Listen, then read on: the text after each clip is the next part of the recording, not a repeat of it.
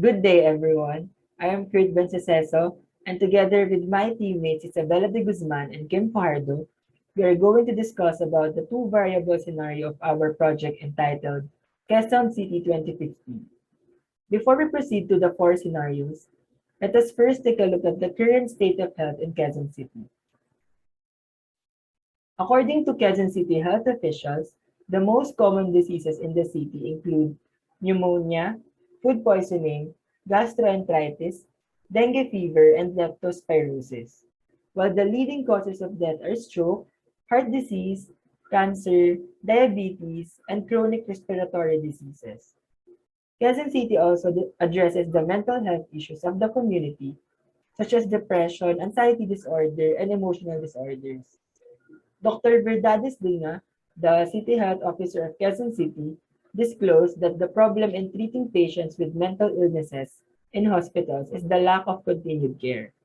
Moreover, there is also a problem in making the mental health services accessible, affordable, and equitable to the constituents. As regard to the current COVID situation of Quezon City, they have put up 83 vaccination areas in 6 districts, which aims to vaccinate the individuals and administer booster shots for eligible recipients. These newly set up sites include 36 regular vaccination sites, 21 special or pop-up sites, and 16 malls or establishments.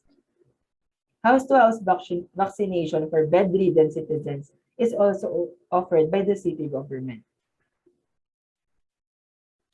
Here are the current initiatives regarding the healthcare system of Quezon City local government unit. First is the Hope facilities.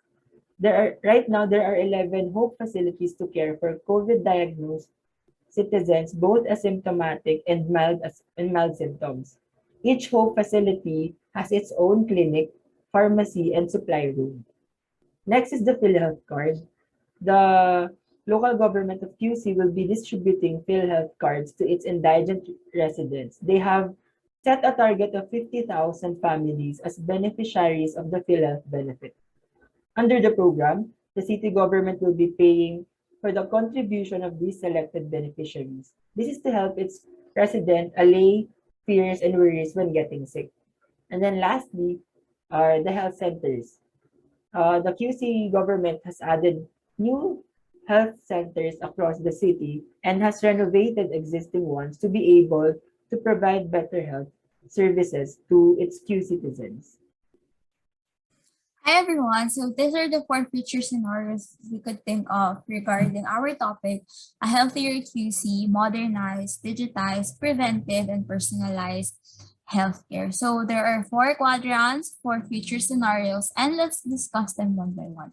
So let's talk about what would happen if the city executes good governance. However, universities do not collaborate or co-innovate with the LGU. We call this quadrant as the one where nothing changes. Basically, just the status quo. There would still be free basic health care. Health centers would still exist.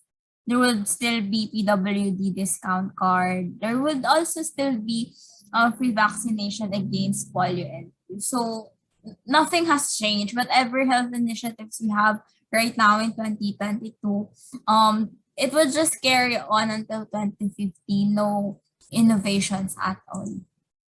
But what would happen if the city fails to execute good governance and at the same time there is no collaboration between the LGU and universities? So this is like the worst case scenario. Hence why we call this quadrant as the one where everybody dies.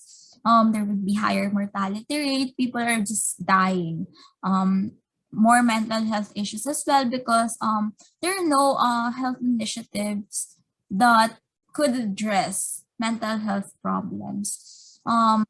Treatments would be expensive and outdated. And we say outdated because there would be no new medical treatments because the universities are not collaborating with the LGU. And predictably, inflation will get higher and people would have less purchasing power and less people could afford medical treatment.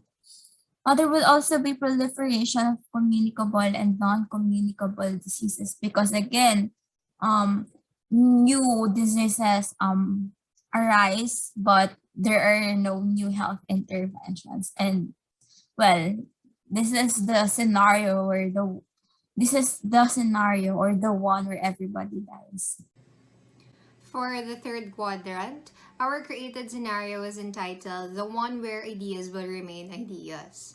This scenario is created with the premise that there is co-innovation with universities in the city and the LGU, but there is also a failure of implementing good governance.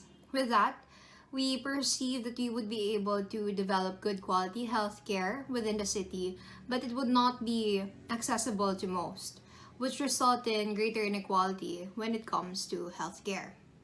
Furthermore, we also think that there would be a lot of medical theories that would be developed, but there would be lesser application of these theories, rendering them more or less useless to the public.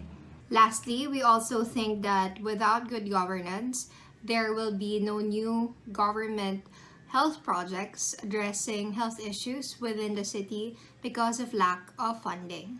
So for the last quadrant, our created scenario is entitled The One Where Everyone Thrives. This scenario is the best case scenario wherein there is co-innovation between universities and the LGU, and there is also a successful implementation of good governance within the city. With this, our group perceives that by year 2050, there is already a cure for cancer. There would be higher funding for the health sector and for medical researches, which aids in creating a quality, free, and accessible healthcare system for all. Lastly, there would be a lower mortality rate in the city, and that's are due to old age because of the excellent medical care, medicines, and medical treatments available to the citizens of QC. That concludes our two variable scenario exercise for the city of Quezon City. Thank you for listening.